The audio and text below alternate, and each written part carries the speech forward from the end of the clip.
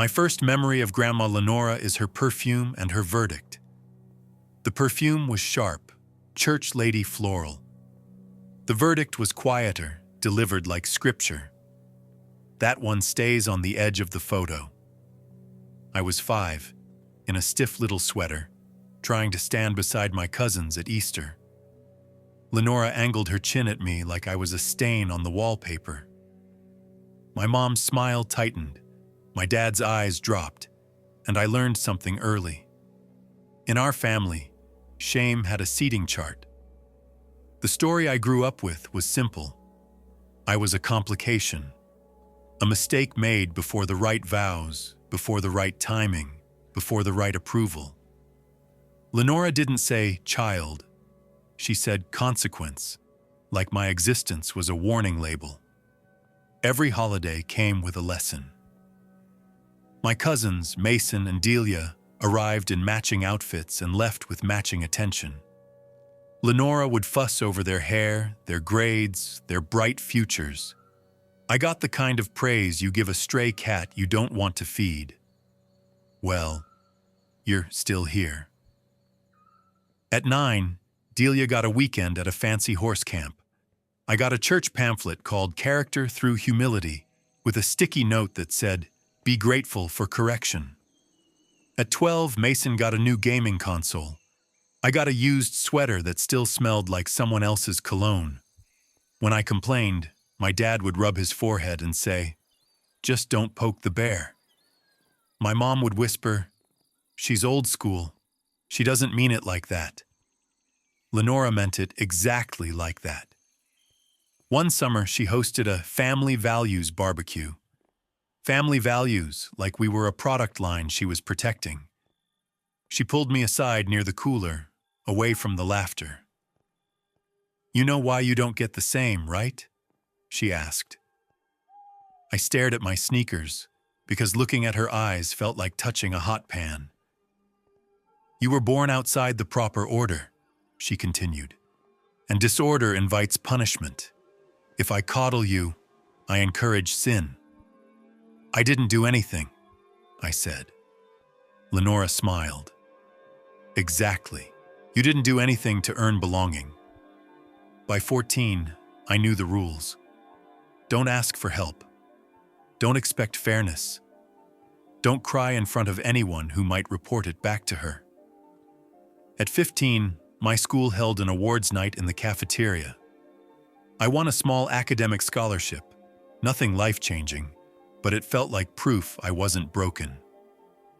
Lenora came, sat front row, and clapped like she was swatting a fly. After, she leaned in and murmured, "Don't mistake a pity check for approval." My cousin Mason overheard and snorted. "She's not wrong," he said. My parents weren't monsters. That's the part that still annoys me, because if they'd been obviously cruel, I could have hated them cleanly. Instead, they loved me in private and surrendered me in public. The first time I overheard why, I was 16. Lenora was in the living room, voice floating down the hall, talking to my parents about her estate. "I want my legacy protected," she said. "I won't leave money to a household that rewards bad choices." My mom's voice cracked. "Lenora, he's a kid." "A kid is a seed," Lenora answered. "You water the wrong one, the whole garden rots." My dad cleared his throat. "What do you want us to do?" Lenora didn't raise her voice. She never had to. "Keep him humble," she said. "Let the others shine. And when he's older, maybe he'll understand gratitude." That night, my mom came into my room and sat on the edge of my bed like she was about to deliver a diagnosis. "Grandma worries about appearances," she said. I waited. "She ties things to her will," Mom admitted. "Your father and I can't lose what she promised." "So I'm the price," I said. Mom flinched. "Don't say it like that." "Say it better," I replied. The next year, Mason got his first car. Lenora took a picture of him holding the keys like he'd won the lottery. She posted it online with a caption about blessings for obedience. I got a lecture. Lenora cornered me after church, hand on my shoulder like a clamp. I heard you're applying to colleges, she said. Yeah, I answered. She tilted her head. Ambition is dangerous for someone with your origin. I'm paying for it, I said. Oh? Her eyebrows lifted. With what money? I work, I said. She smiled, satisfied. Good. Work builds penance. The funny thing is, that part almost helped. Being treated like I had to earn oxygen made me good at earning things. I stacked hours wherever I could, filled out scholarship forms like they were escape maps, and kept my head down until acceptance letters showed up. Still, every time I won something, Lenora found a way to sand it down. When I got accepted to a state university, she said, "Don't embarrass the family with debt." When I moved into a tiny dorm, she didn't come. She mailed a card with a verse about sinners returning to the path. Meanwhile, Delia got a graduation trip overseas. Mason got an internship through one of Lenora's friends. They posted smiling photos with captions about family support. I watched on my phone, feeling like I was reading someone else's life. At 19, I came home for Thanksgiving because my mom begged me to. Lenora had her usual seat at the head of the table, napkin folded like she was royalty. Halfway through dinner, she tapped her glass. "I have an announcement," she said. Everyone looked up. Lenora's gaze landed on me. "I've decided to start documenting our family history," she said. "Truth matters, especially for the younger ones." My fork paused mid-air. "Some people," she added, "need reminders of where they come from." And in that moment, I realized she wasn't just punishing me for the past. She was building a version of me that would outlive her. Lenora's family history project didn't stay a cute hobby for long. It turned into a weapon with tabs and labels. A month after that Thanksgiving announcement, my mom called and asked if I could stop by Lenora's house on Saturday. She said it like it was a normal favor. "I'm working," I told her. "It's just for an hour," Mom insisted. "She wants to show you something." Lenora never scheduled an hour. She scheduled a surrender. When I arrived, Mason's car was already there. He was inside, loud as always, bragging about a new sales job. Delia sat on the couch, scrolling. Lenora stood behind them like a general inspecting troops. Then she saw me and her face shifted. Not warmer, focused, like a manager spotting the one employee who actually shows up. "There he is," she said. "The dependable one." My cousins blinked like she'd started speaking another language. Lenora waved me to the dining table. On it were binders, plastic sleeves, and a laptop open to a family tree site. She'd printed photos so old they looked like shadows. "I'm preserving our legacy," she said. "Someone has to." Mason smirked. "So what, you're the intern now?" Lenora didn't even look at him.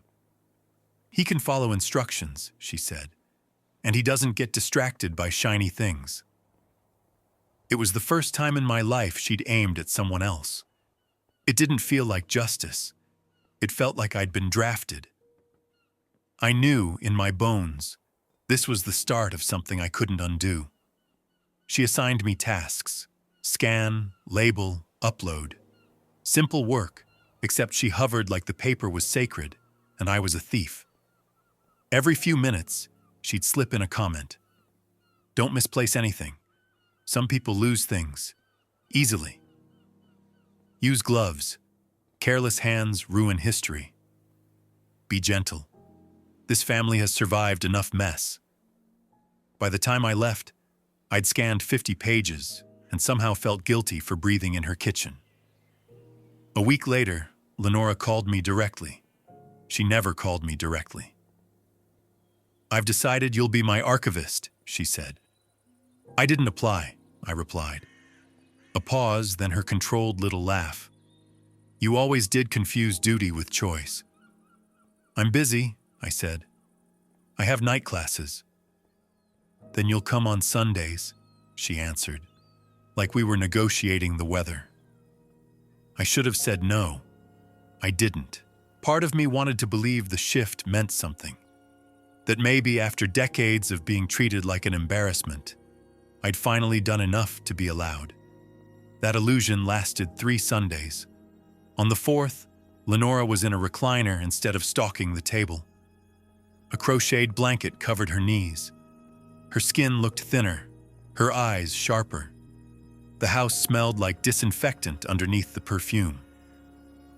You're late, she said. It's noon, I replied. It's late when I'm waiting, she said. Sit. There was a pill organizer on the side table and a stack of mail beside it. Hospital bills, insurance forms, the kind of paperwork that turns everyone into a hostage. She tapped the stack. Things are complicated. I kept scanning and tried not to stare at the oxygen tank by the window. After a while, she spoke again, softer. You've always been capable. That word hit me like a compliment and an accusation at the same time. What do you want? I asked. Lenora's mouth curved. Honesty. Finally. She nodded toward the hallway. In the office, bottom drawer, there's a box. Bring it. Her office was the one room we were never allowed into as kids. Private, which in Lenora language meant full of leverage. I pushed the door open. Stale air, paper smell. I found the desk, then the bottom drawer. It was locked. When I turned back, Lenora was watching from the recliner like she'd predicted my pulse. The key is under the lamp, she said. Why not just get it? I asked. Because if I stand, I might fall, she said. And then everyone will treat me like I'm helpless. She paused. You won't. I found the key and unlocked the drawer. Inside was a metal cash box, the kind people use for petty cash at bake sales. Stupidly ordinary for something she'd locked away. I carried it out. Open it, she said.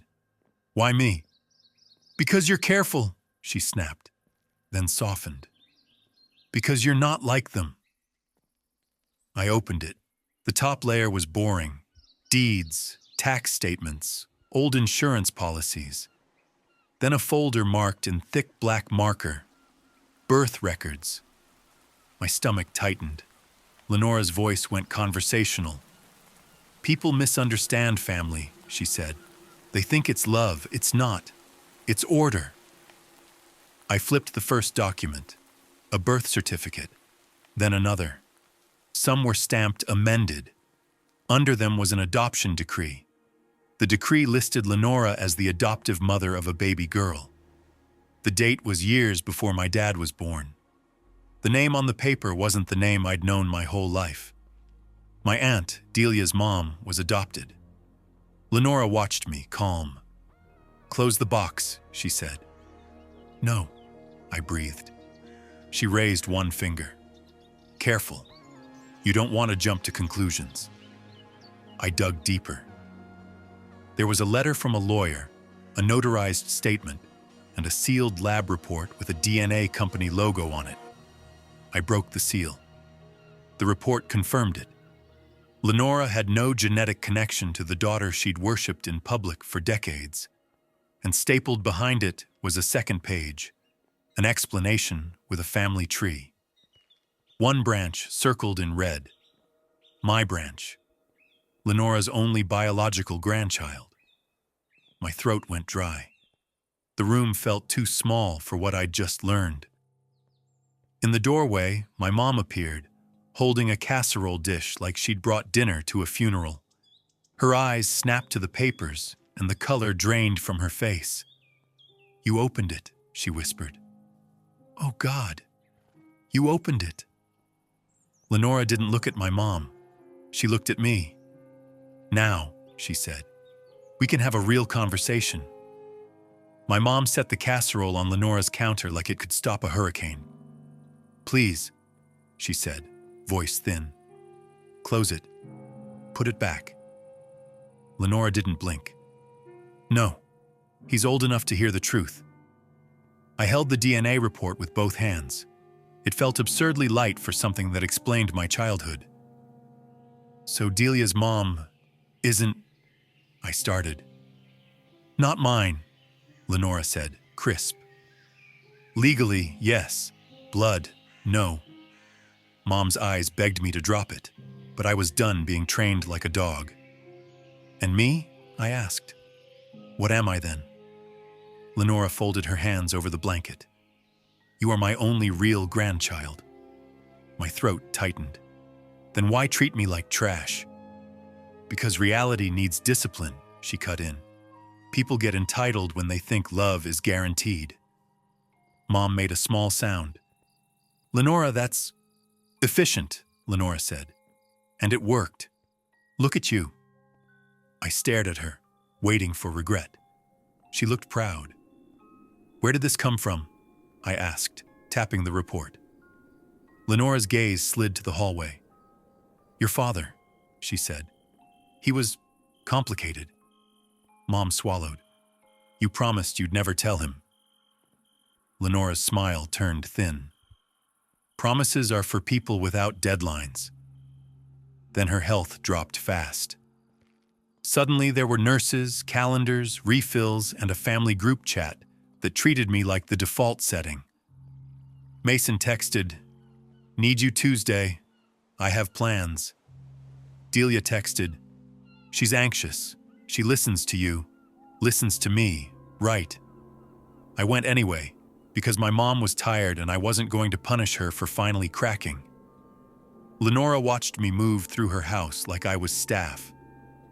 "You're good at this," she said as I checked her oxygen line. "I'm good at surviving," I replied. 2 days later, a lawyer showed up with a briefcase and a careful smile. Lenora insisted everyone come. My parents, my aunt, Mason, Delia, and me. She called it a family meeting, but it felt like a staged detonation. We sat in her living room. The lawyer opened a folder. Lenora cleared her throat. "I'm updating my will. I want witnesses." Mason sat up, suddenly attentive. "So what's the plan?" Lenora looked at him like he'd tracked mud on her rug. "The plan is order." The lawyer began reading assets and percentages. Mason's grin grew until the lawyer said my name. A pause. Then, "Primary beneficiary." Silence hit like a dropped plate. Delia blinked hard. "Wait, him?" Mason laughed sharp. "You're joking." Lenora's voice stayed calm. "I don't joke about legacy." My aunt's face turned red. "Mom, you can't. After everything—" Lenora raised a finger. "After everything I gave you." Mason leaned forward, eyes bright with panic. "This is because he's been here. He got in your head." The lawyer continued. Trust terms, conditions, and a no-contest clause that promised anyone who fought would get less. Lenora had set a trap and called it character. Mason's voice went loud. "This is theft." Delia's eyes filled. "Grandma, why are you doing this to us?" Lenora turned to me, and for 1 second she looked almost tender. Almost. "This is your test," she said. "Show them grace. Be better than the bitterness I had to use." There it was. She didn't regret the cruelty. She wanted me to perform sainthood so she could die convinced she'd engineered something holy. I took a slow breath and stood. "I'm not taking a test you wrote," I said. Mason scoffed. "Oh, now you're a philosopher." I looked at the lawyer. "May I speak?" He nodded. I held up the DNA report. My mom's hand flew to her mouth. My aunt went pale.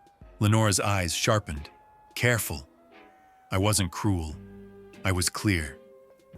"Before anyone threatens lawsuits," I said, "you should know why Lenora did this. The family story isn't the family truth. Mason stood too. What is that? A lab report, I said. It says Lenora adopted Aunt Rhea.